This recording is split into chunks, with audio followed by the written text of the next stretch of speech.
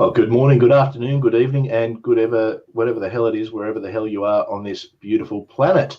Welcome to the first ever Living Critically. Very exciting little passion project that myself and Manda, Mama Atheist, have put together here. You know what? I've just done my usual trick where I haven't muted the actual feed, so I just got myself in my ear, which is never a good thing.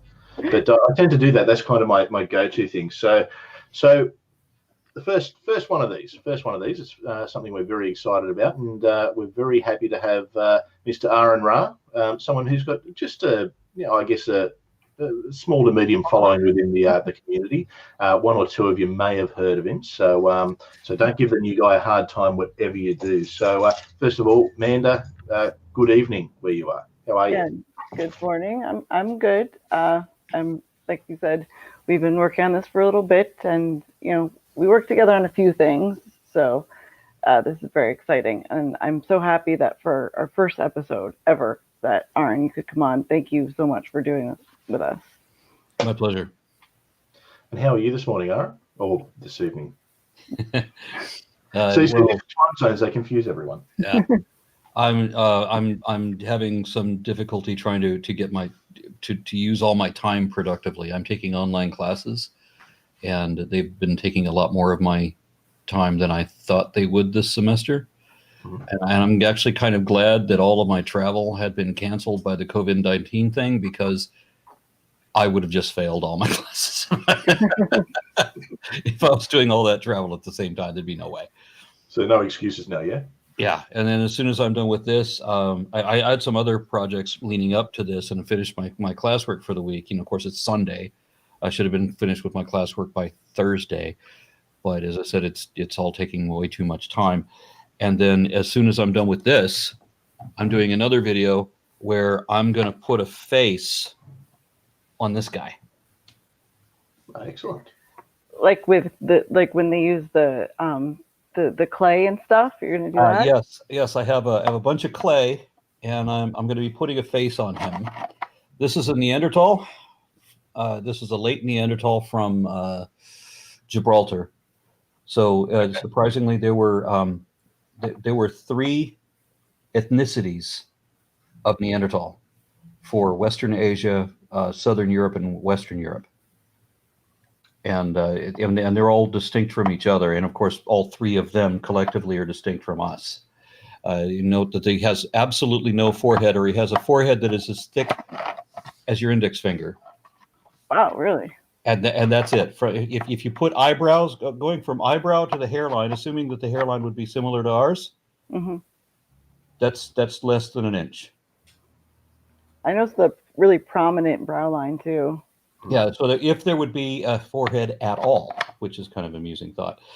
These guys had, let's see if I can get the jaw to stay on there. They do not have a chin. Huh. Homo sapiens, the chin comes out to a little tiny tip of a point. But these guys didn't have that. They also don't have the cheekbones that we have. It looks like they do, but these are recessed. Our cheekbones come out a little bit more pronouncedly so that you can see this and feel this rise there. But theirs didn't.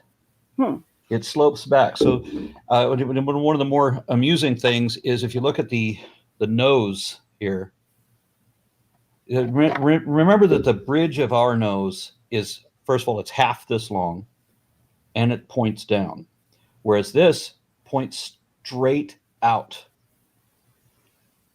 So does that mean that they had bigger, more prominent noses then? Much. So you wouldn't be able to tell just from looking at the skull, but this guy had a bulbous schnoz.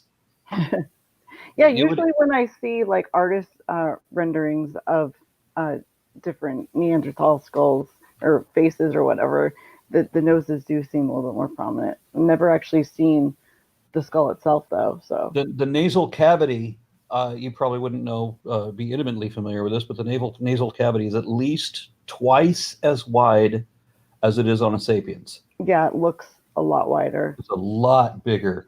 So the nose is going to be extremely broad compared to if the internal core of it is twice as big, then of course the external it's going to be twice as big. These guys had noses like Fred Flintstone. I mean, it's going to be a very bulbous, pronounced schnoz. And because of the cold weather environment that a lot of people are attributing that these would be like, they would be especially large just to deal with the cold. I don't necessarily think that that's the case for him living in Gibraltar. And as I said, there's 3 ethnicities here. But one of the reasons that I want to put a face on this, even though other people have already done this, is because there's a bit of conspiracy theory going around that Neanderthals didn't look so much like humans as you typically see them depicted. They have larger orbits, that's the eye holes. Mm-hmm. They had physically larger eyes than we do.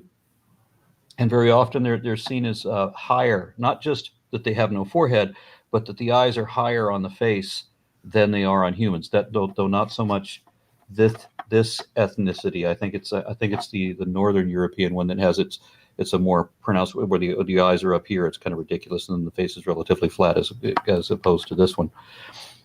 But I'm just curious what the face would look like if you try to remove the biases that other people say. If you're not trying to make it look human. Well, my question is this: like when they rebuild faces, when they use them in forensics and they have to rebuild a face on a skull, and they have certain thicknesses that they use depending on ethnicity and all that stuff. How do you figure that out for something like this? Because you don't necessarily know what the thickness of the cheek will be, how thick, different parts of the head will be. Yeah, well, we know that the basic anatomy of the jaw muscles and facial muscles and everything are going to be fairly consistent across all species of humanity. Okay. So I mean, I can go with everything we know about the modern human skull, and I don't have to make the jaw. A lot of people would think that the jawbone or that the jaw muscles would be much more pronounced. There's no reason to think that, as the dentition and also the archaeology of these things shows that they were eating almost exclusively meat, and that it was usually big game. So a lot of other people were talking about the amount of hair or fur that they would have. And again, we know that they were clothing themselves with the hides of woolly rhinos and things like that. So there's no reason to assume. And there's also, we know that the common ancestor was already naked. Yeah. So before these guys diverged from us, we had already separated our lice. So, interestingly enough, you mentioned Gibraltar, and Spain's one of the last holdouts of the Neanderthal, isn't it? It is. It is. That was the last place they held out. It was also the same way with Homo erectus for Europe. Homo erectus in Europe, their last holdout was Gibraltar as well. It's like you get to a place far enough south, that the climate is still habitable and food is still plentiful, and you can still access it even in the harshest part of the ice age, which would be waning for the Neanderthals, but looming for the Homo erectus. And there's nowhere to go. You're isolated in that little corner, and then the rest of the population just depletes until you're all that's left. And one of the problems that they found with Neanderthal, that wherever they found them, whenever they found Neanderthal DNA, it's turned out that there's significant impressions of inbreeding. Really? Which would make sense. There was a lot of, I know they found a lot of evidence of breeding with, Homo sapiens or Cro-Magnon man. Well, I read one study that said that it estimated 120 admixture events, meaning interrelations, over a period of 12,000 years. Mm-hmm. Wow. So 120 times over 12,000 years implies that it's not often. No, but still often enough to, I guess, make an impact. Yeah, the most that you can. I've heard that somebody somewhere rated a 5, but it's supposed to be that the most that you can have that Homo sapiens has is up to 4% Neanderthal. Although somebody is claiming that they were rated a 5. I don't know. Would you want to own that? There are some people who do very proudly own that the Neanderthal thing, and then they want to. it's mostly like white supremacist thing. So where is the validity in that argument? You know, we're claiming that you're a hybrid species with Neanderthals, along with practically everybody else. Say, doesn't that kill the whole pure? I guess if you go by that theory, for the white supremacists, it's the Africans who would be the pure humans, and we're kind of the exactly. And the Chinese had an interesting take on that recently. They were arguing, there was some, obviously not the entirety of Chinese, but there were some Chinese scientists who were arguing that they were not part of the Out of Africa movement, that they were I heard that, yeah, that they were polyphyly, that they had independently evolved from Homo erectus, not out of Homo erectus already in Africa, but that they had independently evolved from Homo erectus already in China.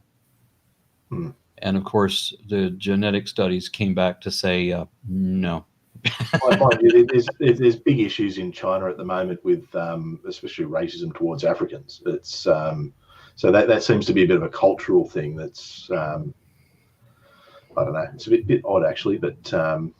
Well, at least these people were able to look at the data when they got the genetic signature back, and it did confirm all the genetic markers were showing that the Chinese ancestry came from the African migration and not an independent origin. And they simply conceded, well, the data doesn't bear us out, so I guess we're wrong. And you got to applaud somebody who says that. Yeah, well, that's true. That's true. At least if people can see it, and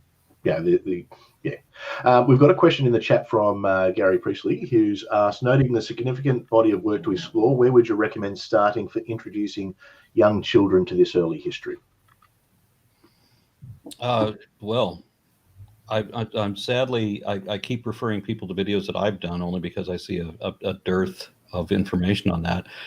On my systematic classification of life video series, I was trying to show the importance of taxonomy that I don't think anybody had ever done before. So that is what I would reference people to if they wanted to have an idea about how life is classified. And it also covers, geologic history as well as the classification, and also covers, some peripheral finds, not just evolutionary principles, and also shows, illustrates transitional species, both in our own lineage and the periphery around us, and goes through all of the geologic time periods as well.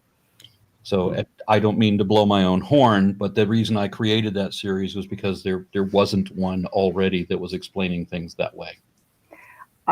When Angel was going through some of the taxonomy stuff in science class, I think it was last year, I actually remember showing him some of your videos, and he was a freshman at the time. So some of it went a little bit over his head, but he was very interested in it, and he even looked up some more of the stuff afterwards to get a little bit better of a handle on it. So, it's really cool that you were able to spread that kind of educational message on top of everything else. So you're still muted, Aron. Sorry, I had to mute because the dog was about to go off again. Well, the good thing is we know you're safe. Yeah.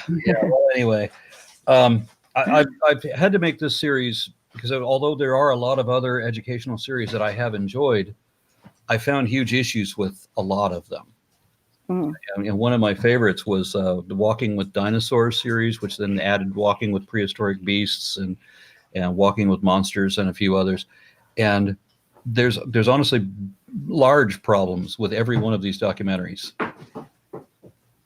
And it's one of the problems is that they were made before there was updated information, and some of it is because they weren't done by professional scientists, I don't think. Because they're made for entertainment purposes as well. Yeah, well, yes, and one of the things like little subtle things most people wouldn't even care about when they show Amphision in one of their videos. They show Amphision walking around with a dog leg, literal, where it's on the forelock that dogs have.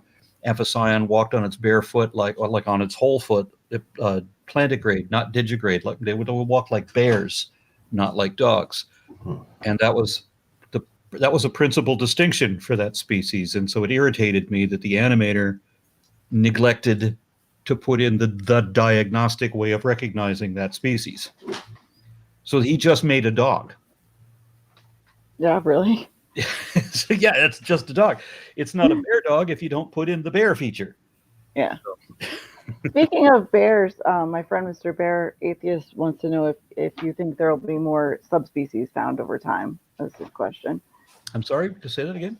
My friend Mr. Bear Atheist asked the question if you think more subspecies will be found over time. Yes, but we may not be able to identify them as subspecies because that's getting intricate. The place where I got this skull, Skulls Unlimited. If you go to Skulls Unlimited, you look up dogs. You can buy the skulls of many different breeds of dogs.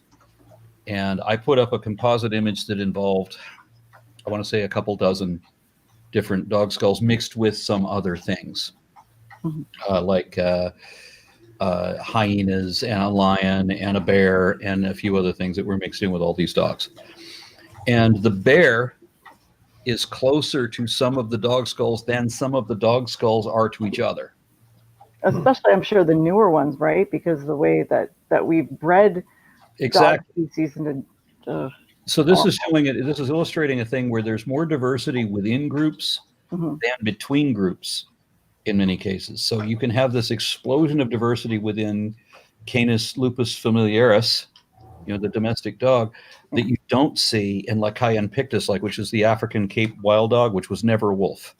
It was a dog that was not derived from wolves. And now Lycaon pictus will have a very similar skull to a bear.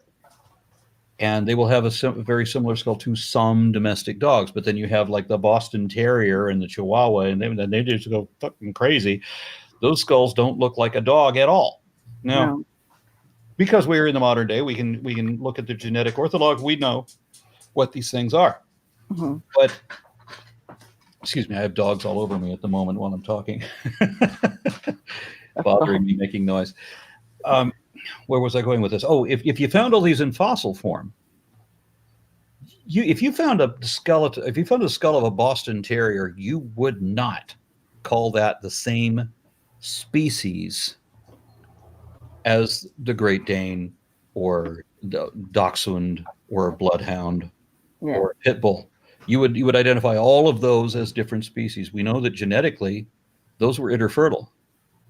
And it's fair to do that in paleontology because they don't have the kind of conditions that produced dogs. Where you have like restrictive breeding where outside forces are controlling the breeding, where these animals normally would not interbreed that way unless forced to, unless kept in seclusion. That's why we get ligers and other such hybrids, is because these animals are stuck in captivity and they're kind of forced into that option. You have this drive that has to be satisfied, and this is the only way to satisfy it. Yeah. Now I do have a question from the chat. What kind of skeleton? Oh, shut up, dog! Damn.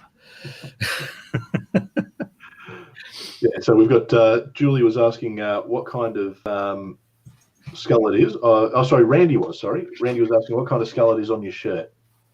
Oh, this is Mrs. Plez. This was Australopithecus africanus. It's actually older than Lucy.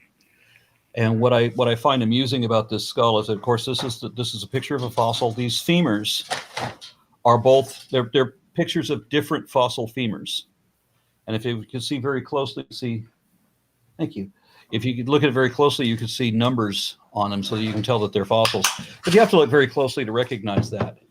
My wife just brought me another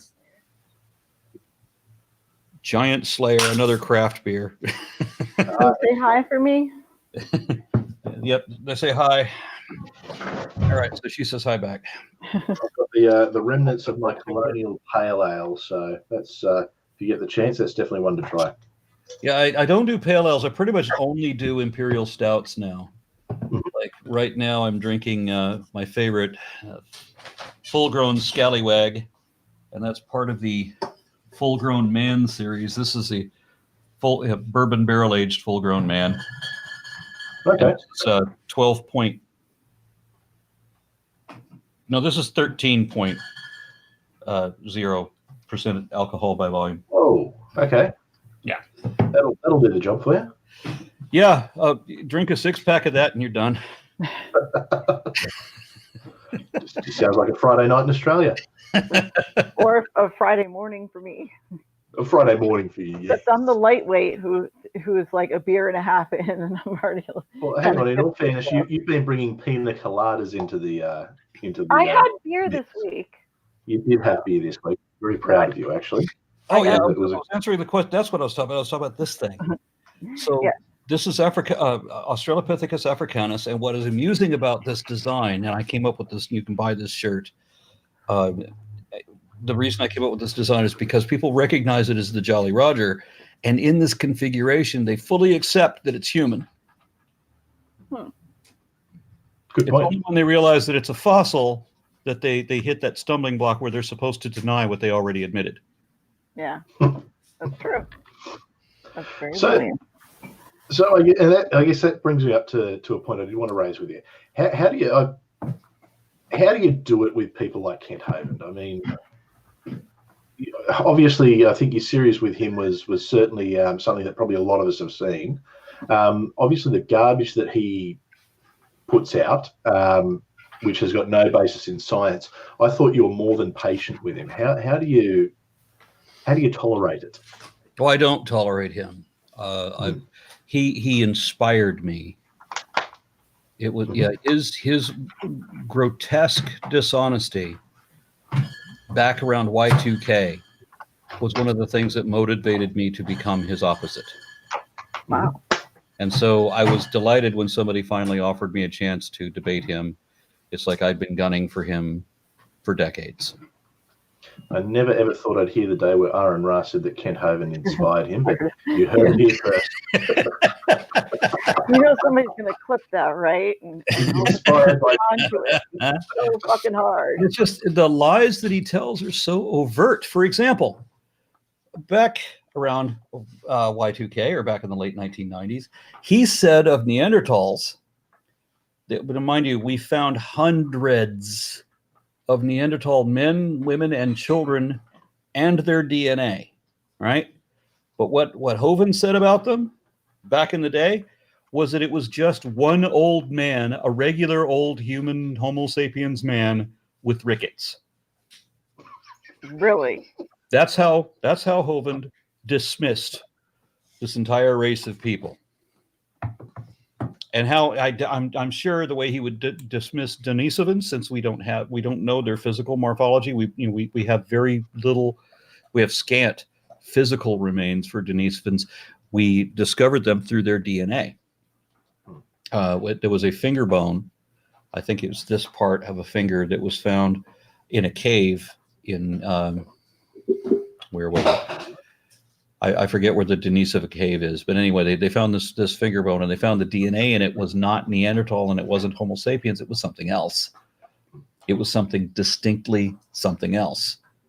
There was a third race of people that was never identified before. So that's profound. And then they identified that same DNA as a ghost lineage in Melanesians and indigenous Australians.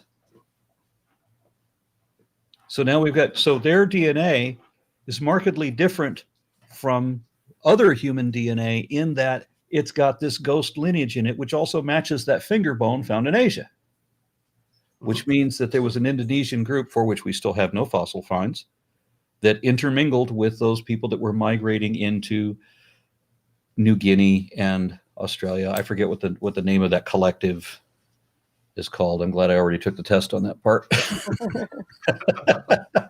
I'm going to ask, what is it that you're what are the studies that you're doing at the moment? Well, right now I'm going for a degree in anthropology. So of course there's cultural anthropology and physical anthropology. And right now I'm taking a course in pseudo-archaeology, which is hilarious. I'm loving pseudo-archaeology. What's that? What is pseudo-archaeology, dare I ask? Oh, we have to study the Ron Wyatt's bogus claims about having found Noah's Ark on Mount Ararat. We have to all the claims about basically everything Eric von Daniken ever wrote. We have to go through and understand why everything he ever said in his life is bullshit. Well, because of aliens. The aliens covered it up, didn't they? Part of my class assignment last week was to watch or this week actually, was to watch Like Alien. Chariots of the God. No, Or no. Ancient Aliens.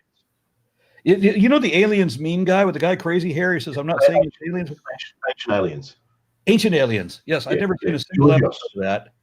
And I was required to watch it as a class assignment. And right away they show that guy. I'm like, it's the Aliens meme guy. And he said that Atlantis, he said that in Greek mythology, we have these Greek myths about these islands, these shiny bronze islands that fall from the sky. And he says, and then they become islands. And he says, see, I don't think Atlantis sank. I think Atlantis lifted off. In all fairness, I think they've been going for about 14 or 15 seasons, and I think I think they're really clutching at straws for content at this stage. I think the first few seasons they brought out, the classic Chariots of the God, all the, Von Daniken was even in a few of them, and some of the stuff, like that's already like the Nazca lines and things like that have already been sort of disproven as not aliens. But I really think, I having seen some of the later stuff, it's just like really like you're desperate here, guys. I mean, pretty sure they've always been desperate, though. I mean, but now it's like they've gone from, if it makes sense, they've gone from Ken Ham to Kent Hovind. That's the leap that they've made. So it took 40 years to get to our second season of Cosmos, but we have 13 seasons of Ghost Hunter. All of those shows, there's like 20 of them, and I hate when they take guys from Star Trek and put them into this, because they had the one where the one that got me was Leonard Nimoy on a show called In Search Of, and I'm sorry to say that when I was a 12-year-old boy, I bought that show because everything Leonard Nimoy said sounded logical. And then later they put Commander Riker, #1. They had him doing one of these similar shows where he says, "Is it possible that blankety blank, some bullshit thing?" And you have to say, well, yeah, it's possible. And if so, then, let's just compile a whole bunch of assumptions onto absolute bullshit. But why is it they always take people from Star Trek for this? Because there's a handful of shows where they do that. They take various people. Like I think the guy that played Geordie LaForge was in one of these pseudoscience. Oh yeah, LeVar Burton. He shows up on everything. Yeah, and it irritates me that they do that. I mean, why do we have to make up bullshit for entertainment when the real stuff and how you find out the real stuff is, to me, vastly more interesting. One of the most interesting things that I think about science is the stuff we don't know. When I was a little kid, I remember reading these books, these science books that were written like when I was born, that was talking about theories on the formation of the moon. Well, now there seems to be a consensus on the formation of the moon, but in 1962, there was not. When I was in kindergarten, I remember that one of my teachers brought up, I'm 5 years old. It's like 1966 or something like that. And my teacher brings up this. They just recently reached consensus on tectonic plates, because that's how old I am. But the way that they determine these is the part that's interesting. When I'm reading these books that say that they don't know how the moon formed, I'm thinking, well, this is an area of opportunity. This is where I might be able to find the answer. The things science hasn't already answered, I might be able to find the answer for that. And other people look at it completely different. I might be able to make up the answer for that. Oh, you can't explain that, therefore that proves alien god magic. Yeah. And it's always, there seems to be so many people who start from that, they start with the conclusion of, all right, God did it, so now let's go back and prove it, or it was alien, so let's go back and prove it. So, but when you do that, you're starting from a very dishonest point of view, or a very dishonest position. You need to, it doesn't actually add anything. All it does is you kind of mash things together to get the conclusion that you want to get, which you could do with almost anything realistically. Yeah. When you talk to people that are, anti-science or, very into creationism or both, they have a tendency to, like, I was actually on Chris's channel the other day speaking with a flat earther, because of my first degree was in astrophysics, and so you present evidence to them, you present facts to them, that's science. This is the science, and this is how it works. And they will tell you, well, that's your opinion. My opinion is this. But getting across to them that it's not an opinion. Science is science, and you follow the science. And that's very upsetting to have a lot of, like, the creationists that you go after, some of the climate change deniers that I go after, that will have science presented to them, have the facts presented to them, and say, well, that's just your opinion. How do you deal with something like that? Well, it's like he mentioned before. Like Chris said, I mean, he was asked me about the classes that I'm taking. Okay, I'm taking the pseudo-archaeology class, but I'm also taking legitimate archaeology classes, as well as paleoanthropology, paleontology, primatology, and then cultural and physical anthropology. So I have to go over the evolution of this. And let's just look at archaeology. If you talk to an archaeologist from anywhere in the world that's specializing in whatever area they're from, it will be 5 minutes of conversation before you realize there was never a global flood. There can't have been. And it doesn't matter what part of the world you're talking about, because people were already there 10,000 years ago, 20,000 years ago, long before.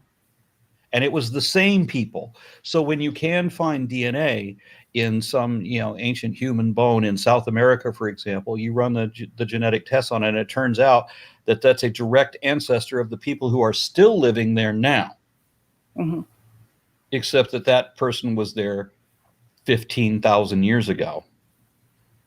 And so how could those people have moved from, and become these people and been in this area before the flood and after the flood? There's no way. But you're talking to people who don't understand reason, and they have no idea how much they don't know. It's every field of study overlaps and unifies and all paints the same picture. It's like you got 15 different jigsaw puzzles, and they all match the pieces because they're all drawing the same picture, just from different angles or from a different color scheme. Or you're looking at the same photograph, but yet one of them is taken in true color, and another one is taken in infrared, and another one is taken in X-ray, and so forth, and gamma radiation. But they're all the same image. They're just taken from different spectrums. That's what science is doing. And we have all of these different things. I mean, millions of different pieces of information that all completely line up. And you know what? The one and only thing that does not match is Bishop Ussher's bad math. When he comes up with the global flood happening, at 4004 BC on Sunday at 9:15 a.m. Well, it's similar to a conversation I had with someone within the last week, because my background is I'm a historian, and I was talking to someone explaining where the story and why the story of Noah's flood, and how it was basically a mishmash of stories from the Epic of Gilgamesh that was used to basically incite nationalistic pride in the displaced Jews. But it didn't matter to that person. It was just like, but no, my theory's still right.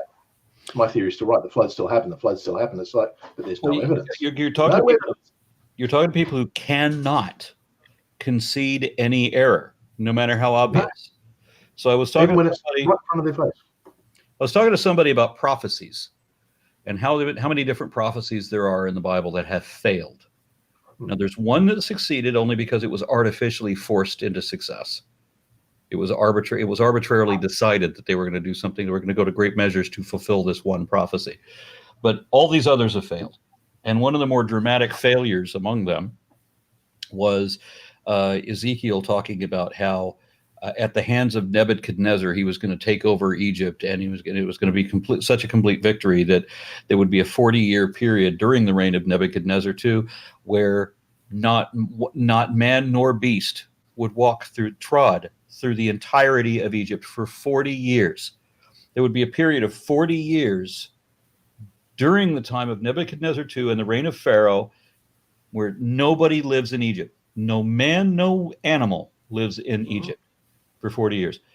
And I'm trying to explain to somebody, that never happened, right? And his first argument is that Nebuchadnezzar defeated Egypt. I'm like, yes, he did. He in all of his conquests, or in all of his battles, he did win one of them in Syria against an Egyptian army. And that had absolutely no effect on the population of Egypt, nor on the government of Egypt, Notice the same guy is still in power, and then look at all of his successors. Let's just track down his successor and then the successor after him and the successor after him till long after Nebuchadnezzar is dead. We're now generations after Nebuchadnezzar's death before Egypt ever finally gets taken over by another country. Oh yeah, but then they just throw that as, oh yeah, well, Babylon's going to re-rise and the new Nebuchadnezzar who will be, you know, the Antichrist or the false prophet, and they spin it in those ways. It's where the prophecy hasn't been fulfilled that all of a sudden it becomes something that, oh no, that one's not literal. The other ones were. That one's not literal. That's something that's going to happen, and let me interpret it in this weird and wacky, wonderful way that we can use to sell books. You know what I find hilarious is when you argue with these people and they say, well, how do you know the Big Bang happened? Or how do you know this happened? You weren't there. And they don't understand the irony in their statement. You know, when they're saying that the flood absolutely happened, or that Jesus, all the stuff with Jesus, but it's usually I've got a book. Yeah, written by an eyewitness. An eyewitness who gets everything wrong. An eyewitness who describes the earth as a flat disk covered by a giant crystal dome with windows in it to let the rain in from outer space.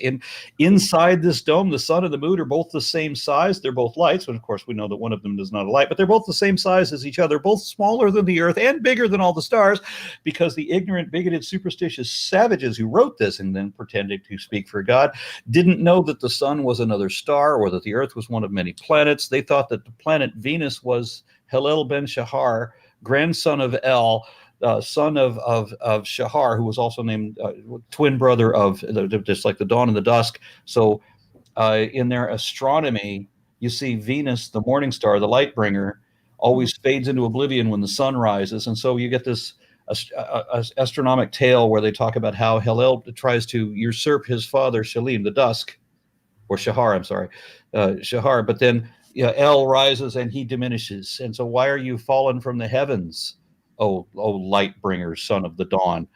You know, and so Isaiah makes a comment about that, making fun of their astronomy.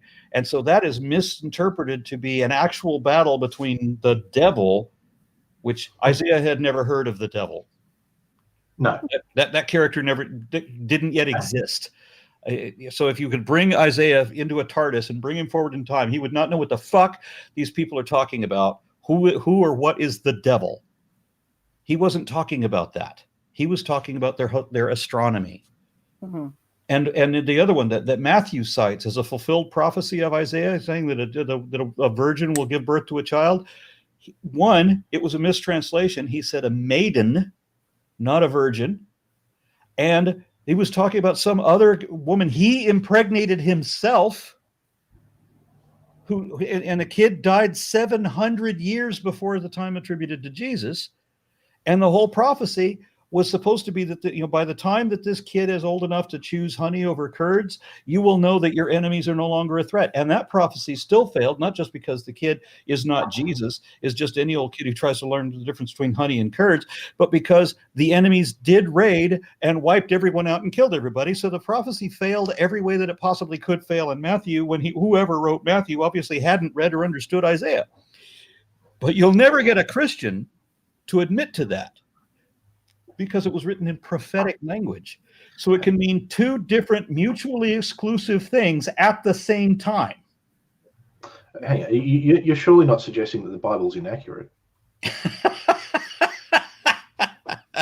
Well, one of the things, I know that a lot of us, we have our atheist activism that we do for different reasons. A lot of it is because of the horrible things that religion does to society, and that's part of the reason I do it. But one of the biggest problems that I have against theism of all sorts, but especially Islam and Christianity, is the complete anti-science aspect of it, and the fact that so much of the Bible, the science in the Bible, is completely wrong, and the fact that people who subscribe completely to the Bible and believe that everything that it says will spread this stuff, like the flat earth thing, or all of it. It's so frustrating, especially in our country, Aron, because they want to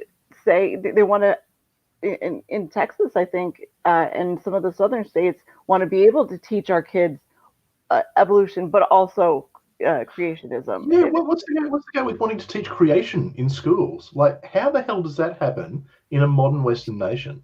Like, seriously. And there are our textbooks have stickers in the front that the science textbooks that mention evolution have textbooks in the front, and I only found those here in Georgia, not when we lived in Connecticut, because that's where I'm from, that say, bear in mind that evolution is only a theory. Yeah, like atomic theory, or The theory of gravity. or the germ theory of disease. Oh, it's just, but for them to, fine, if you want to teach your kids about creationism, go for it at home. No. In the church, whatever. But don't you dare fucking try to push that shit on my kid. Well, Ever. I don't think it's fine. You know, people have a right to believe whatever they believe for whatever reason. You know, nobody is a stronger defender of the freedom of thought than an atheist. Mm-hmm. Oddly enough, ironically, the greatest enemy of free thought is religion, where you have belief systems that have required beliefs and prohibited beliefs, where you better believe this and you better not believe that. And if you believe this, then we'll offer you an impossible promise that we'll never have to pay because you have to be dead to collect it. But if you don't believe it, then you're going to face the threat of a fate worse than death. Yep. So it's the stick and the carrot. So religion is completely against free thought. We understand what freedom of religion is. We mean free thinkers. You know, you should be allowed to have your own opinion for whatever reason, and that includes if you have some wackadoodle religious belief. You're free to believe whatever fairy tale brings you jollies. If make believe is your thing and reality isn't so much, and you want to pretend other things that you know not to be true, you do that. Yeah. But we should think about the moral implications of people lying to their children, specifically to impair their children's ability for cognitive analysis, for critical scrutiny. So what ends up happening is, and I got into a debate with a Christian who was talking about the difference between extrinsic Christianity and intrinsic Christianity. The debate was, is Christianity dangerous? And I show all of these ways that Christianity is dangerous. And he goes, but that's only extrinsic Christianity. When it's intrinsic Christianity, then it's harmless. Well, I didn't know he was going to play that ploy because we've got a collection of other papers we can show that even intrinsic Christianity is debilitating psychologically. So that children who are raised with intrinsic Christianity are unable to distinguish fact from fiction, or they're less able than secular children. So you read Jack and the Beanstalk, and religious kids are not going to know that none of that is not true. They're more inclined to believe a story like Jack and the Beanstalk. You're right. Jack and the Beanstalk is probably more plausible than the Bible. So. I don't think any kid should really be taught it. I think for me, it was just a matter of stay the fuck away from my kid. But a big problem with religious parents teaching their kids these things and only creationism and getting away from evolution and the real science is that it propagates it throughout generations. You make sure that your kid doesn't get a chance to think critically and think for themselves. And you teach them this, and then they end up. I have a brother who is very religious. Well, his wife is very religious. He wasn't until they got married. Now their kids, read the Bible constantly. They think my son and I are devil worshippers because they don't understand it at all. They're very, very well indoctrinated. And I guarantee you that both of them will do the same to their kids. And their kids won't believe in evolution. And it just keeps repeating the cycle over and over. I don't want anyone to believe in evolution or anything, really. You know what I mean? No, to find the facts. No, I know that you didn't mean to imply it that way, but other people listening will glom onto the fact that you use that word, because I've noticed that believers will use the same vocabulary, but with different definitions for everything. Mm-hmm. And this aids in their equivocation so that they can turn all valid arguments into unreasonable arguments against us. Yeah. So I can understand from the point of view of someone who is indoctrinated in the religion themselves, then teaching their children that, because they don't know any better, and it's a cycle that they're in.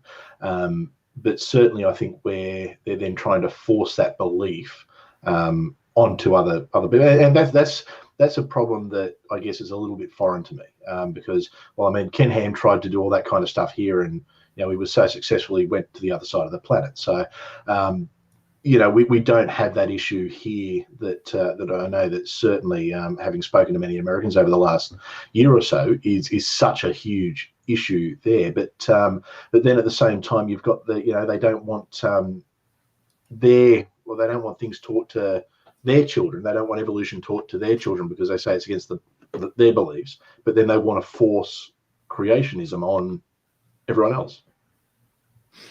And somehow they equate this with morality.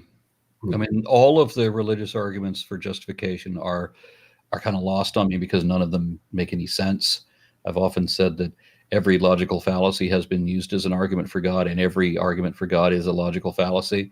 But the argument that we atheists are atheists because we love sin is one that is a particular mystery to me, that we know that God exists, but we pretend that he doesn't so that we can do whatever we want. So if we knew that there was an indomitable despot who can read all of our minds and he knows everything that's happening and everything that everybody does, and we know that he exists, we just pretend that he doesn't, because if we close our eyes, then he can't see us. Is that the logic there? Anyway, so what is the only thing that really seriously pisses God off? It's when you don't make believe in him. That's right. Or when you guarantee going to hell. And I've often said that it doesn't matter how evil you are, all sins will be forgiven if you but believe. That's the only criteria. But if you don't believe, then it doesn't matter how good you are, because the only sin that will not be forgiven is the sin of disbelief. So if you love sin, be a Christian and sin all you want to and ask for forgiveness. Do whatever the fuck you want. You don't even have to do jail time, because if you're one of the Duggar family and you've serial molested 3 of your younger sisters, you can talk your way out of in prison just by convincing the Christian judge that your magic imaginary friend has forgiven you, so you don't have to do any kind of compensation or recompense. Amazing, isn't it? Yeah. But atheists, on the other hand, we'd better be literally damned sure that there is little or no possibility of this God, right, who's going to punish us for not believing, not for doing right or wrong, because we know that's not the thing. Gullibility is the sole criteria for redemption. Because if it were any other way, there would be a way for good atheists to get into heaven. And the Bible does not allow for that. The Bible denies that atheists can do any of the good things atheists have done. It's almost as if the God of the Bible was based off a Bronze Age despot.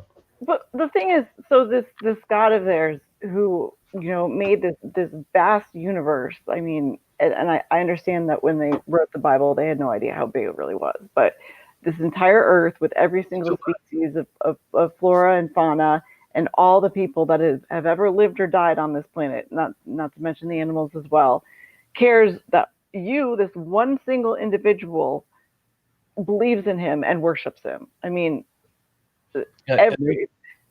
another basic rule is that any being worthy of worship would not want to be worshipped.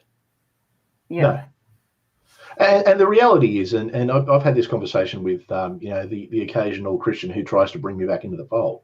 Even if there was absolute evidence that the Bible was correct and their God was real, I'd want nothing to do with him. I wouldn't become a Christian again, because the character of that being is horrible. It's evil. Why would I want anything to do with it? Yeah, another story that I've often told is that when I was 12 years old and I began to read the Bible for the very first time, I threw it across the room in disgust, because I was told that this was going to be the word of God, and God is love.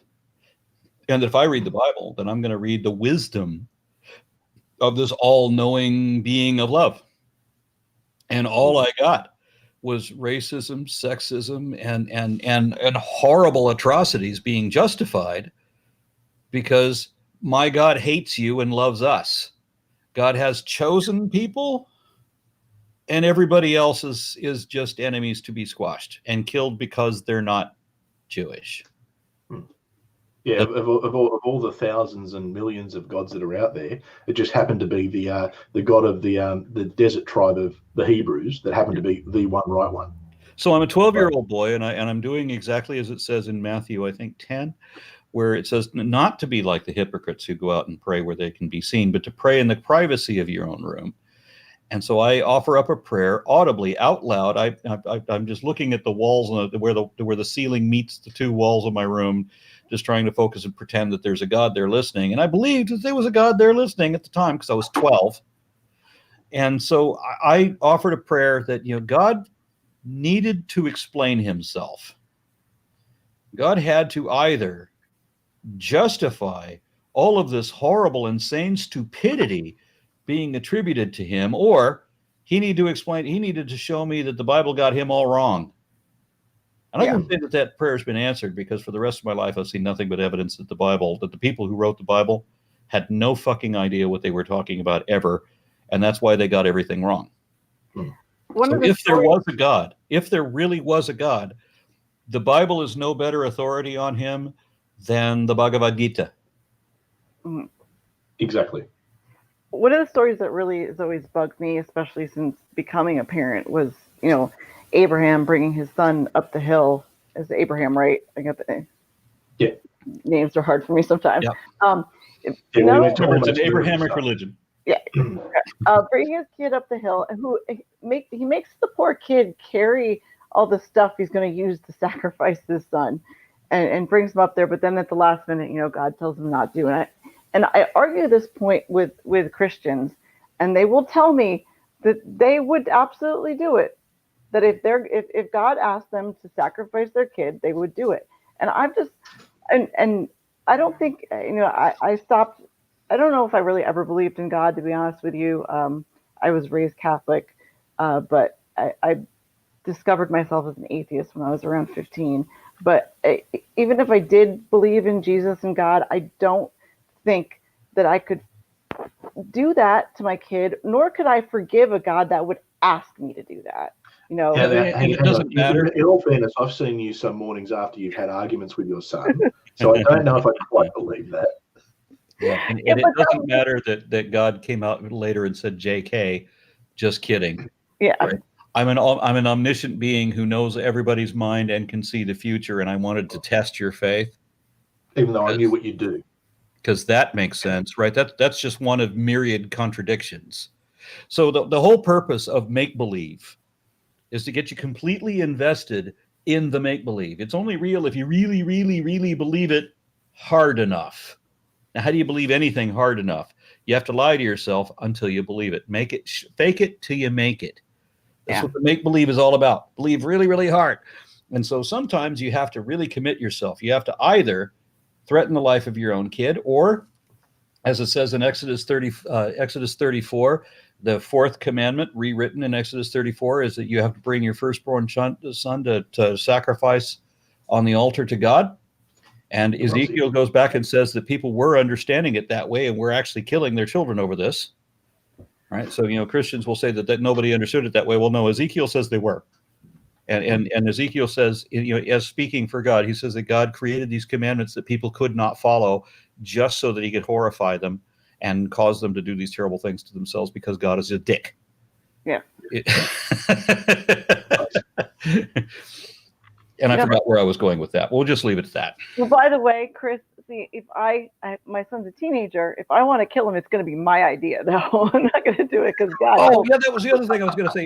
The next thing is that you have to find some superfluous part of the most sensitive part of the body and cut that off as an adult to show your commitment and submission that you will then give, and not just give all of your money and property to the clergy, but also show this complete conviction in yourself that you will endure this ridiculous amount of pain and do child genital mutilation on your children as well. Yeah. So that you can lop their little foreskins off and give a bag of foreskins, which I think would look a lot like a bag of pork rinds. Probably. You can use those as currency back in the day because God is all knowing, loving, and wise. Yep. Yeah. No. Oh yeah. But Clearly he needs not. to know that. It always Yeah, freaks me I out. think that's just evidence that there was, at some point when the Bible was being written, there was a woman who got in and added a few verses to go, well, that'll teach them. There's a little bit of revenge for all the horrible stuff that happens to women. So it's, yeah, this will fucking cut your dick off. So imagine that there's a scene where God, who is only spirit and doesn't have a body, except for all of the times when he does have a body, shows up in his body to kill Moses. So now Moses is facing the God who doesn't have a body but showed up to kill him. And his wife saves him by chopping the tip of his kid's dick off and then throwing the foreskin at his feet and calling him a bloody husband. And so then God changes his mind because God doesn't see the future and can change his mind, and decided not to kill Moses. Because when he decided to kill Moses, he had to go to Moses to kill Moses. He couldn't, as soon as he had the thought Moses just fall over dead, he had to go to Moses to have somebody to perform this emergency circumcision, to perform this ritual so that God would then change it. There's not a word of sense in this. Well, Anywhere. Our ways are not his ways, and who are we to understand? The Sane people. Well, he might have been busy, wrestling Jacob or running away from iron chariots or something at the same time. He's. I've got to say, if this is the God of the universe who created everything, he's fucking incompetent. But he's useless, completely useless. What really gets me is the people who openly admit that everything we just said here tonight is true. That there's no. I have no issue with it. There's no possible truth to any of this, but that they don't care. I've gotten people to admit this to me multiple times, that they know that what they believe is not true, but they're going to believe it anyway. Yeah, that's just ridiculous, isn't it? I would think so, but they have an emotional need to believe it. Yeah. They want to make believe something. And look, I can understand from people having concerns and fears about leaving their community, knowing that they'll be, cut off or ostracized. I get that. I know that, when I was in church leadership, we used to say that half the people who are sitting in the pews don't believe. And that was always your biggest crowd that you had to try and save, was the people who were actually at church, because, the old fake it till you make it sort of thing. But it's always baffled me, the ones who will go on and really push it, knowing that what they're saying is complete horseshit. Yeah. See, I'm part of the Atheist Out program, meaning that I endorse the idea that people should identify as atheists, not as humanists and not as agnostics or any of the other, words that nobody understands, that they should identify as atheists, meaning they don't believe. Not the way that atheism is misrepresented, that that there is no God. No, an atheist is anyone who is not convinced that an actual deity really exists. It's the yes or no question that you're supposed to get asked when you go to the pearly gates. Did you believe in God? So the agnostic answers that question exactly the same way the atheist does. They are both atheists. If you did not believe, no. Do you believe? Are you convinced that an actual deity? Well, I believe there's something. No, is it a God? Is it an actual deity? Right? Are you convinced that an actual deity really exists? Well, no, not really. Okay, goodbye. You're going to hell. Yeah. How you answer that yes or no question. Did you believe? Yes or no? Yes means theist. No means atheist. That's it. Yeah. Well, then it also depends on which church. If you're not from the the Third Baptist Church of Upper Kimbucketron West, then you're probably going to hell as well, because that's the only one that's got it right, of course. I want just to illustrate something a little bit more. When people are standing at the pearly gates, just imagine this. Did you believe in God?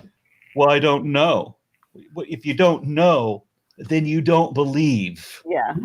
Right. And it's not that believing is knowing, but if you would have to, knowledge is a subset of belief, but it's demonstrable, right? So you can show what you know, and with measurable accuracy. So if you don't know if there's a God, well, then you don't believe that there's a God. But there's also it's a different question. We're not asking you whether you know that there's a God. We're asking whether you believe there is. Nobody knows there's a God, and most people will admit that, but they believe there is anyway.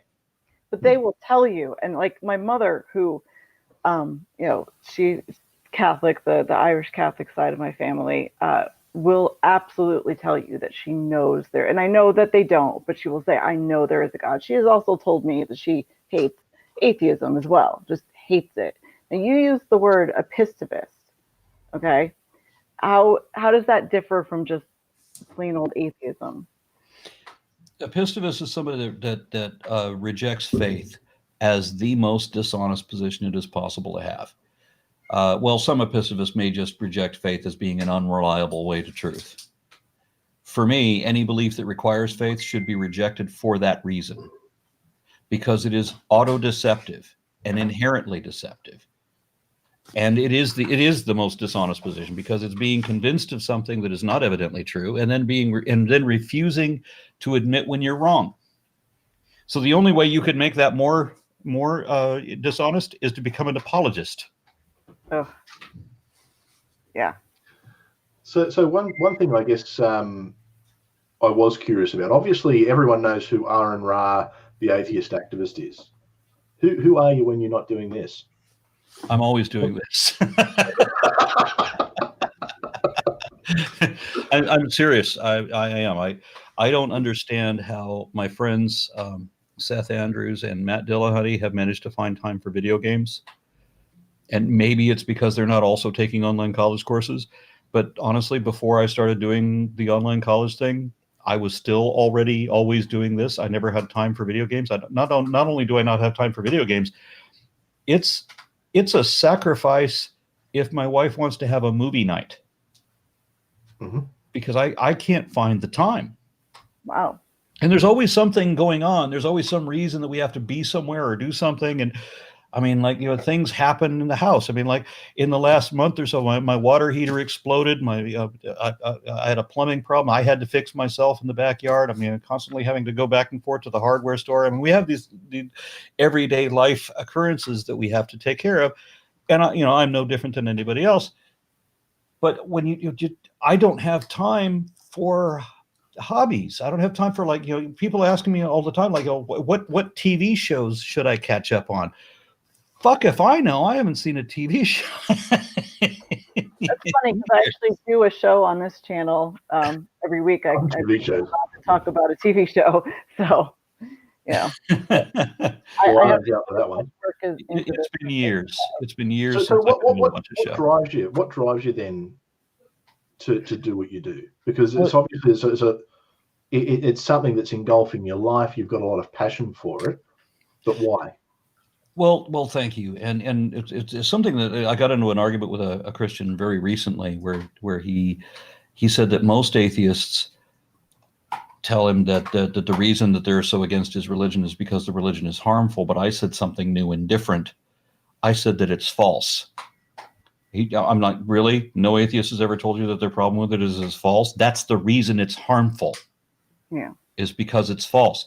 It really comes down to this. It's how you react to disinformation.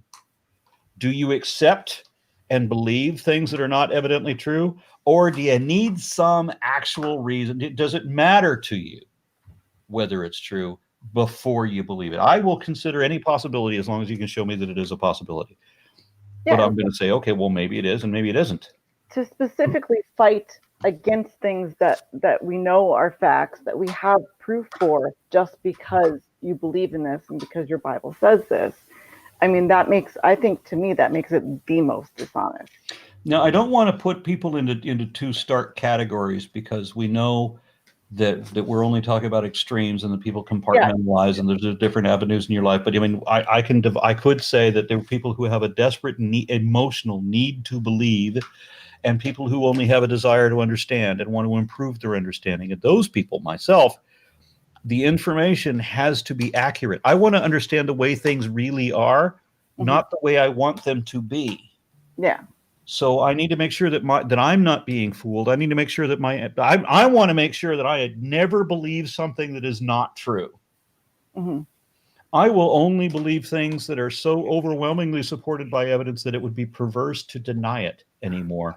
And the make-believers only believe lies and reject everything we can show to be true. And They that was literally reject reality if when they I had can this find a way to do that. discussion with the flat earther the other day. That was something he brought up to me. Well, and I told him, my original degree was in astrophysics and I do climate science. So yeah, I've been through and learned from start to finish what I know. And he said, well, maybe you were lied to, and that I was just indoctrinated in my own right. And because he brought up NASA, and I had worked for NASA for a little while in their education program, out their shuttle program, but and so I don't like arguing with when he brought up the moon landing, and he had a lot of things that he didn't believe in. The moon landing was one, and I was like, well, I've met people that worked on the Apollo program. I've met people that have been to the ISS, but when I started my degree, we started at the very beginning in classical mechanics and worked our way up. And we learned step by step and built on each of those steps. It wasn't just somebody told me one day that the sun is a star and we've been to the moon. It's not like that. We've learned, I took the time and learned from start, all the science that they could when I got my degree. And that's something that's really bothersome to me, because for them to say, well, maybe you were indoctrinated, you were lied to. Yeah, I was told the same thing. I was told the same thing about paleontology. Except it's a little harder to lie to me when I've been on fossil digs, Mm-hmm. when I've been on expeditions and have found my own fossils, and not just in the field. I've also taken my samples into the lab, and I've not only done the demineralization process in trying to get the outside matrix off of the fossil, that process, but also in examining under a microscope the soil samples to find the microfossils in there, and knowing in advance what the stratigraphy is, so that that, like last month I was in South Africa, and we were in an area where South Africa is basically all Permian or Triassic. And so in the area that we were, we know that it's Permian, and we know that the radiometric dates between these ash layers puts it just over 260 million years old. So we know we're not going to find any dinosaurs there. We know exactly what we will find, and that is exactly what we do find. And these people that want to pretend that everything is just a jumbled mess deposited from the flood, there's no way any of that is real. And those people would not go on the fossil expedition that I was on, because there's no way they could sell their bullshit to people who have spent everybody there except myself was named Professor blankety blank PhD. They all have the extensive histories. They all have doctorate degrees. They all know their shit, and they know how to prove it. And religion is just bullshit sales. That's it. It's all make believe. And you think those people who wouldn't go? You think those people who wouldn't go on the dig? Do you think they're doing it because they're coming from a position of dishonesty? Yes. Or do you think it's they're worried? Yes, it is dishonesty. Now, there are people who believe what they do because they've been lied to, and it's an interesting thing that it's easier to lie to somebody than to convince them they've been lied to. I don't understand why that is, but that is. They will adamantly defend whatever bullshit they've been sold once they've been sold it, and it takes forever to get somebody to realize that they've been befuddled. But there are a whole lot of people that understand fully what lie they have to tell at what cue, and how to deflect from the actual information, because they know it's all a scam.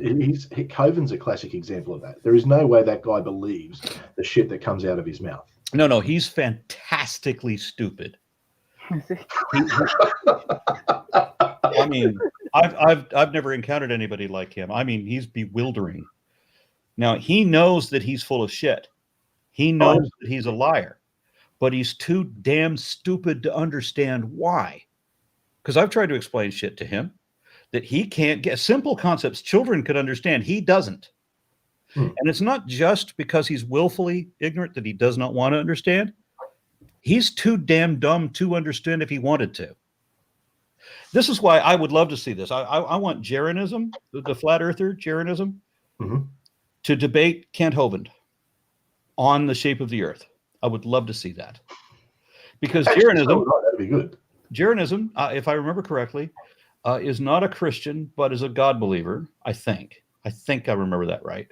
But Hovind would not be able to use the God argument at all. They both believe in God, so that's nullified. Hovind would be forced to use science to defend his argument, but because he's incompetent at science, has no idea what science is or does, he would fail. He would lose that debate. But it'd be hysterical to watch it. I've always had the impression that Hovind isn't as dumb as he makes out, and he's very willfully knows what he's doing, but it's just his ego. He loves the people coming to him and talking to him. He loves his little cult compound around him. It's one of those messianic kind of issues for him. That statement, he's not as dumb as he sounds, would be true of Ken Ham, and it would be true of Ray Comfort. They both know exactly what lies they're telling and that they are lies. Yeah. Absolutely. And this is extremely obvious with Ray Comfort. Yeah, I was just about to say, Comfort is so manipulative. He's full of it. That he does. And he's absolutely marketing techniques that guy uses. Yeah, he knows that there's nothing that he says is true. The thing that he said to he was on the 700 Club talking to Pat Robertson, and he said that let's say that I'm a believer in evolution and there's a big bang, and then life begins, because that was 10 billion years later, and there was a whole lot of other stuff in the interim, but let's just skip that. There's a big bang and life begins, and you have a first dog, and you just have like a lump of hamburger somewhere that it just becomes a first dog. It grows eyes, legs, and a tail and becomes a dog. And then it has to go look around for a female dog. There is no way in hell that anybody could be that stupid with regard to evolution if you've argued the subject every day of your life for the last several years. No, he's playing to his audience. Exactly. He knows he's not trying to save souls. He's not trying to save souls.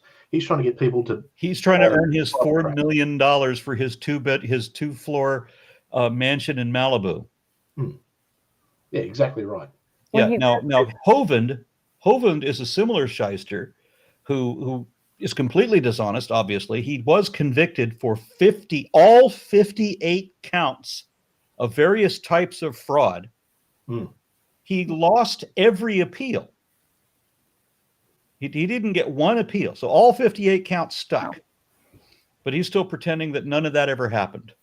He also told the judge in one of his cases that the jurisdiction didn't apply to him because he was not a United States citizen. He was from the Republic of Florida. The fuck?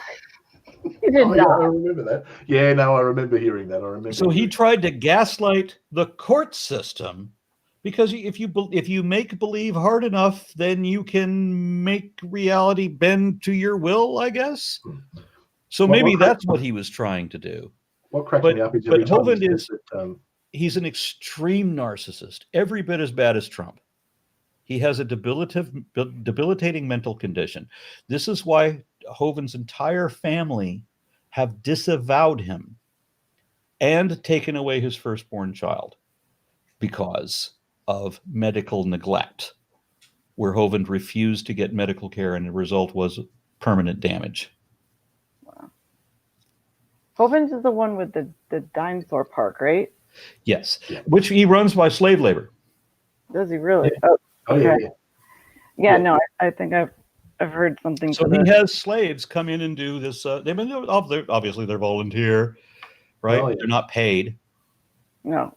So he has these ignorant people come over. The doctor. He has minions serving him to build him a retirement community. They're building him a retirement estate. And I've got him on video admitting that the reason he does his ministry is so that he never has to work for a living.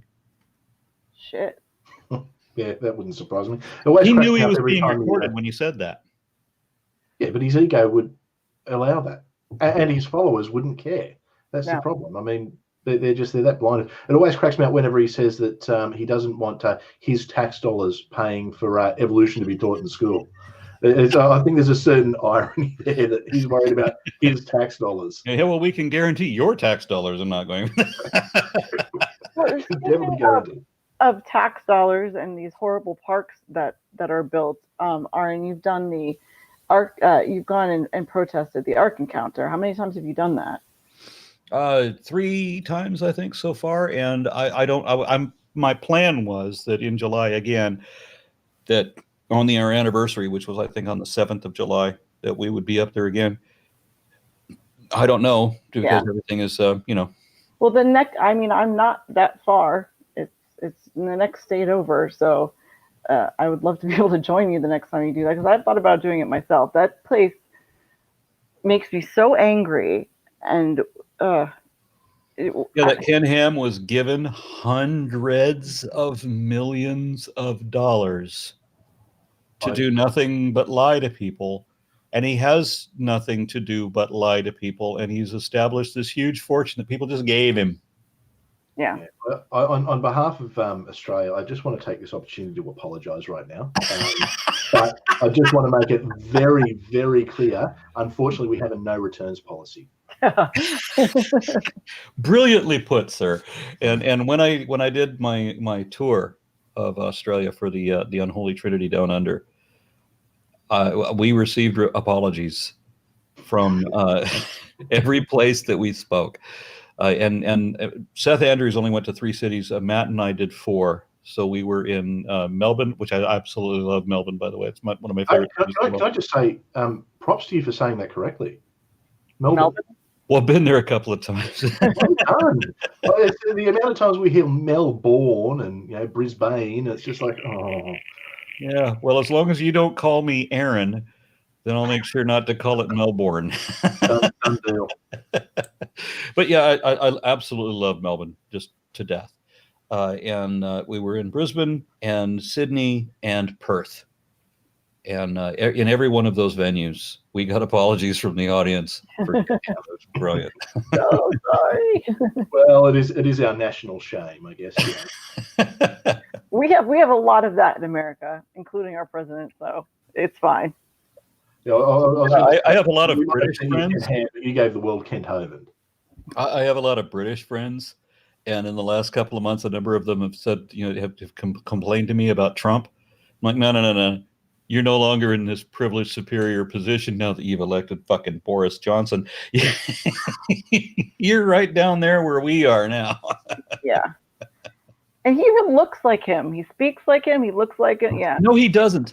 He actually doesn't look like Donald Trump. I'll tell you who he does look like, and once I say it, you're gonna hate it. Barney Rubble. I'm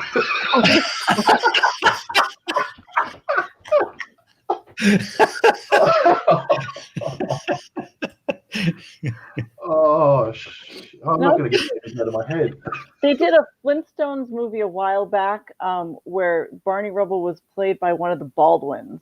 And now I'm thinking of like a combination of the two. So not Alec, the one that does all the Christian ones now, I think. But anyway, Stephen.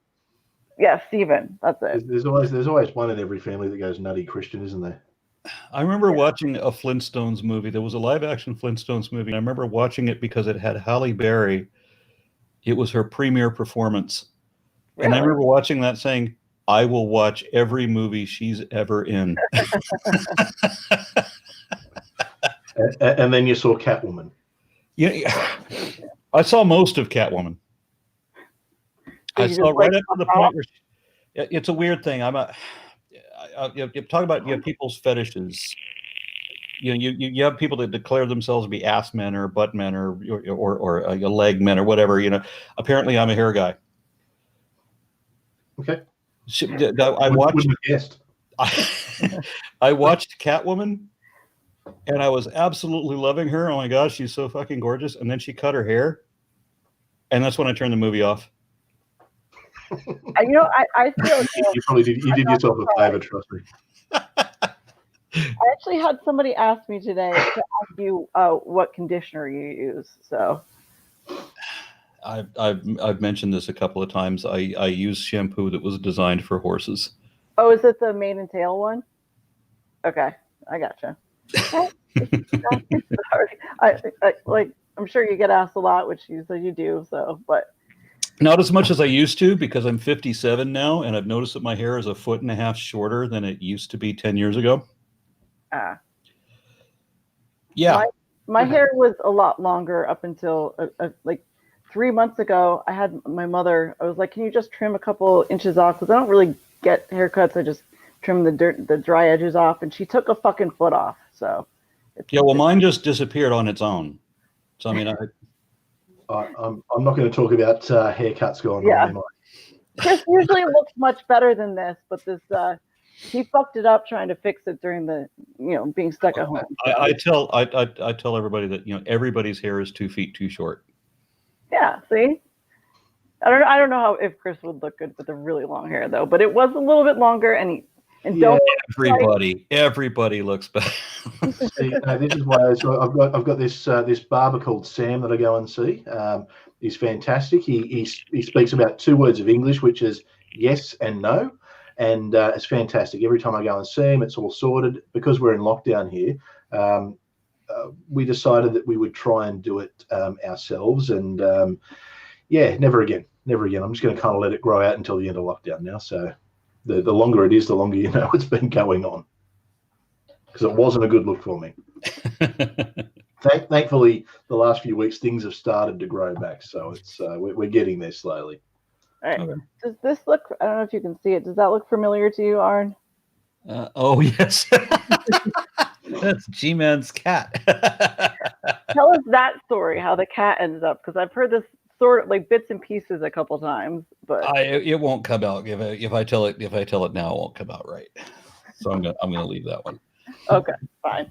He's the one person, like, I don't debate people or anything, but I think if G-Man asked if I would, I might do it just for the shits and giggles of it, because he's a little nuts. I was invited. There was I think it was the Non Sequitur show, asked me to debate Kent HOVIND, and I was just delighted to finally get a chance to chew into him. And I really enjoyed it. I mean, I really enjoyed that. And then Kent wanted to do a follow-up. And I really got a perverse pleasure out of that follow-up.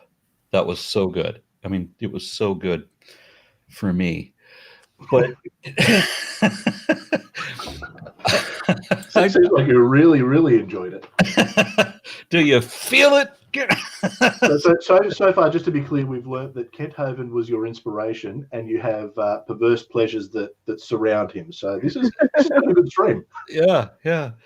But I got another invitation to debate him again.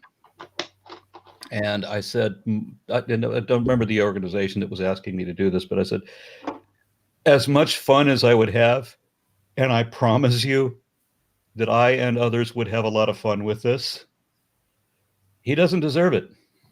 You're gonna have to get somebody better. Have you got any, I guess, of those people in that field, the young Earth or the hardcore Christians? Are there any that you actually have a good relationship with outside, like to the point where you probably have a beer with them, even though you've got that difference in opinion? This is a funny thing. I've had Christian friends. Mm-hmm. And it wasn't that I didn't believe in their God. That wasn't the problem. They could forgive that. But it's when they changed to the orange God. Mm-hmm. And now suddenly I've lost more friends and family over the marmalade Mussolini. Really? Than I ever did over Jesus. Politics is strange. Don't think I have any actual Christian friends anymore. Okay. Are there any in the community that you think are probably the more tolerable of the ones that you've spoken to, or I guess who would you say is the most reasonable, if there is such a thing? I can't point to or honest, yeah. I really. Do you think that there's any of them that could one day come out with a completely different perspective? What I've noticed is that politics is far less rational than religion. Oh. Yep. and I can't really figure this out, but people hate me a lot less for being atheist than for being whatever they think a lefty is. Ugh. And it's pretty grotesque, the things that they think a leftist is. Yeah. My parents are one of those couples that ever since Trump came along, they really fell in love with Fox News, and they watch it pretty much constantly. So I hear a lot of, what they say on Fox about the left and stuff, and I understand. You have to say it with a sneer in your voice, kind of like the way you would say socialism. The word has to visibly taste bad. Yeah, that's what they were, the evil socialists, and they get the things that they make up and say about us is just, or the left or whatever. It's terrifying, but at the same time, I understand where there's, when people, this is all that they read or see and all that they hear about the other side. This is why they hate us so much, is because they're fed all of these lies. So yeah, it's interesting. I often get people tell me that they disagree with me politically, and that I've aired an awful lot of political garbage, but I'll never get specifics out of them. Yeah. It's been an interesting experience for me, because and I'll preface this for those who haven't seen me before by saying American politics is different to Australian politics, but I'm someone who's on the centre right of politics. So it's been interesting for me coming into a community where I guess predominantly it's probably more progressive, and especially American style progressive. But I think a lot of the crap that's put out on both sides is just it's religious. I want to clarify. Yes, there's crap put out on both sides. I can't say that there's not. There's 98% of the worst shit is put out by the right. And there is a 2% maybe that's put out by the far left. And the centrists and predominant left are in the middle, right? Not putting out bullshit at all. Yeah, I think there's crazy extremes on both sides. Yeah, we're just being misrepresented, so that it comes off, well, yeah, there's trouble on both sides, which is a lie, because there's the right is responsible for fucking everything wrong, except for that little 2%, which comes from the very far left that none of us actually knows. So I was interviewed by somebody that said I was the first leftist he had on his show. And he didn't understand how I could be leftist and not, what's the organization? Antifa. That's it. Yeah. He says, how are you not Antifa if you're left? Like, fuck, the only people I know anymore are leftists, and I've never met an Antifa. What the fuck are you talking about? What kind of, because all I hear is prejudice. These bullshit prejudices about what I'm supposed to be that I'm not. Well, one thing I will give is definitely the American right. Like I'm on the Australian right, which is probably the normalized right, I guess, for most of the world, but similar. But the American right and would be on the left for United States. Well, yeah. and you know what? A lot of, if I were to look at the politics, probably yes, because I think some of your left-wing politicians are probably further to the right than some of our right-wing politicians, and it seems to be what I can see, and I guess from an outsider looking in, is you seem to have the two, because it's purely comes down to there's no compulsory voting. Where you've got compulsory voting, things tend to go more to the centre. But you seem to have two extremes at times fighting it out, but then they're not always necessarily left-right extremes. They're just extremes of points of view, or extremes for whatever it is that is trying to. If that makes sense, it's yeah, I would say that it's almost like a circular where the far left and the far right, and I'm talking the extremes of those, are almost touching each other. There's a political concept of a U, that if you go far enough to the left, then you come close to, but do not become the right. Exactly, yeah. So fascism, for anybody who doesn't understand, fascism is an exclusively right-wing position. So it doesn't, by definition, so it makes no sense to call me a fascist once you realize that I'm a leftist. That No. that clearly doesn't work. No. So I've taken myself. I didn't want to just say what I was on because I wanted to be on whatever side. I took a number of political quizzes, and these are all based on the political compass, which is not necessarily true. It's just a conceptualization of the political sphere. Yeah. So they have the political compass, and I've taken a handful of these different quizzes, all of which put me in exactly the same position. Dead center. Like, imagine that you have a quadrant, right? So top two, bottom two, you have a left, right, and top, left, right, bottom. I'm in the bottom left quadrant, dead center of that. I'm not on the far left. I'm dead center of the left. Every quiz I've ever taken has put me right there. Now, I've suggested that all of those quizzes be taken by a number of other people, and any other quiz they can find, we'll all take them. Most people, the majority of people, end up in that left, end up more or less where I am, and they usually end up in the anti-authoritarian left quadrant. Every president we've ever had in my lifetime has been diametrically opposed. They're all in the authoritarian right, all of them.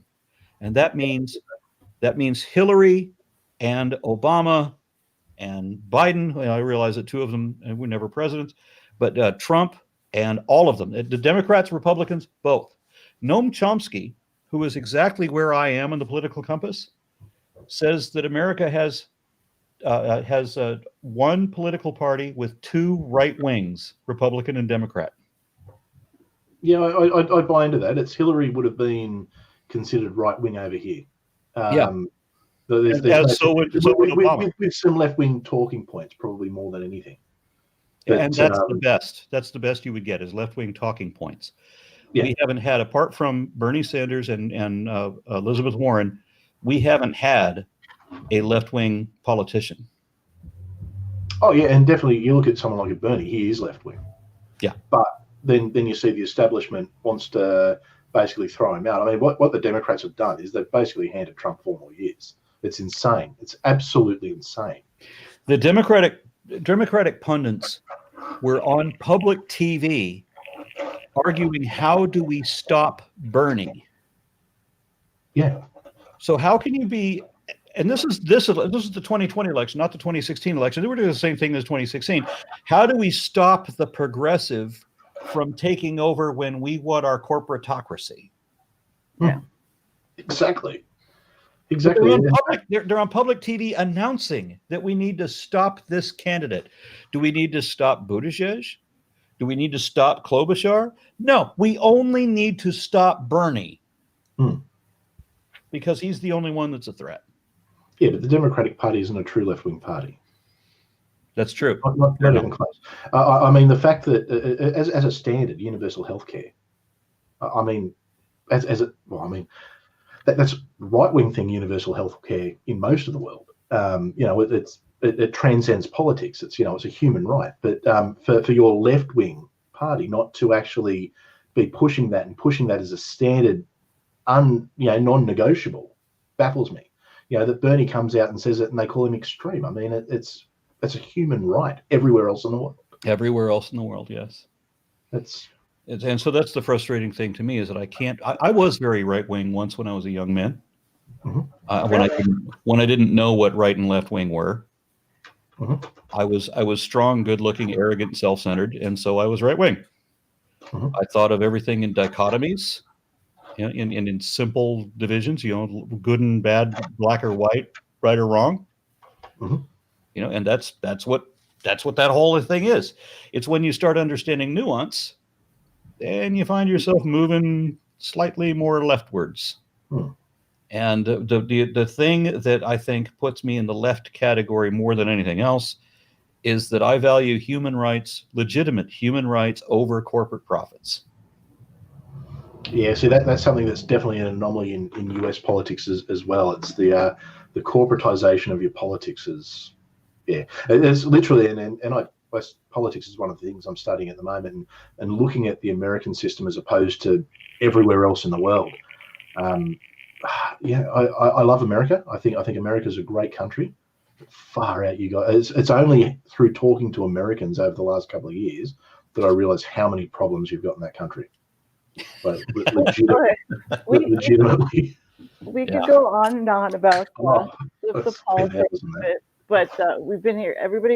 Most of you have been here this whole time, and we really appreciate it. This was our first episode, and we'll be doing this every week, and hope you'll come back and go to Chris's channel too, Atheist Pastors, and I know everybody already subs to Aron. I know.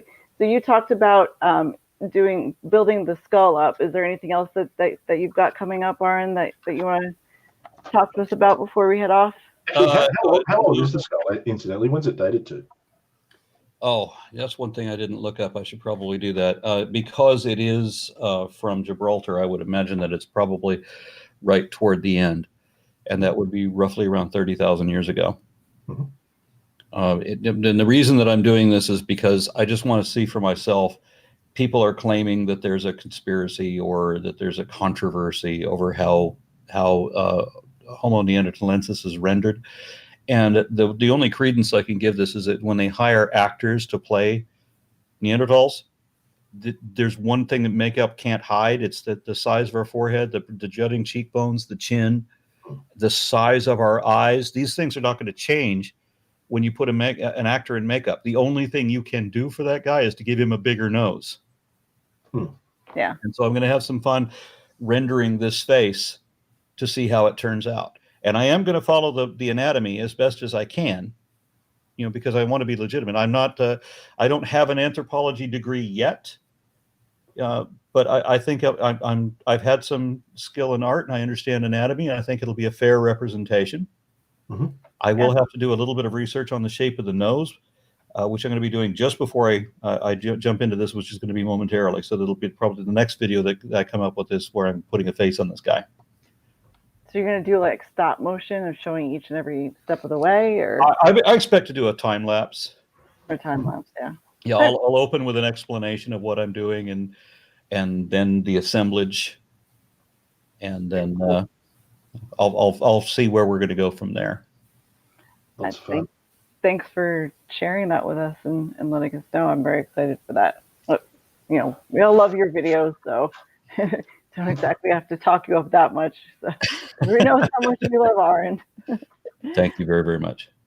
And look, I guess on behalf of something, I guess from a personal note, when I first discovered my atheism, it was actually yourself and Eric Murphy were the first two that I came across, and ironically, we've got Eric Murphy on next week. So, I guess from a personal point of view, thank you for what you're putting out there, because that made it a lot easier for me to embrace atheism and embrace and want to be a part of the community. So, for the work that you do, I think there's a lot of people who are probably in a similar situation to myself. So, I guess on behalf of myself, thank you. Yeah, me too. Thank you so much, Aron. I don't know a good way to respond to that. So thanks. Well, thank you for coming too. Like I said, this was our first show, and yeah, it's just having fun. It's very awesome. And speaking of the show this week, as I just briefly mentioned, Eric Murphy next week. Yeah. And we're still working out the weeks moving forward, but lots of hopefully interesting people coming up, and lots of conversations with people in the community. So definitely a big thank you, Aron, for coming on and being the first. Hopefully the first of many. Yeah, you're welcome back anytime. So thank you. Thank you much. And thank you to Math Pig for producing for us. He's always helping me and Chris out. So, and that's how I met Aron on Math Pig's show. So I wouldn't have any of this without him. So thank you to him as well. But one last thing is, because I do this full time, the only way I can do this is patreon.com/ARONRA. I need all the help I can get. Unlike these pastors who just have people just give them hundreds of millions of dollars, I'm struggling. So yeah, I'll make sure to put that in the description when I am able to And actually, you know, that is something important to remember, because, you know, the churches have it very easy where they basically swindle 10% of everyone's income out of them. And it makes it then very easy for them to go and do what they do on such a big scale. But despite what people think, it's not like in this community there is a lot of money to be made. No one's doing this for money. So if anyone can help Aron, or any of the, I guess, any of the people that impact on you, definitely get behind them, definitely help them, because all that does, it's just going to ensure that they can keep putting out the content that they put out. So patreon.com/ARONRA, even if it's just $1. That's with one A, ARONRA.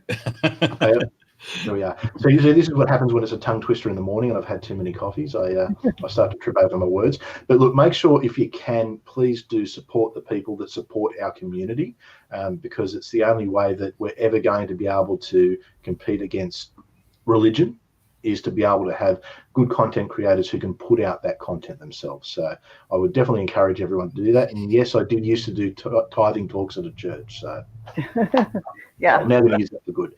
But look, thank you everyone I know there's been a lot of people who have been in the chat since the start. Obviously, Manda, I love you. I love doing this with you. Can't wait to keep doing it. Aron, thank you for coming on.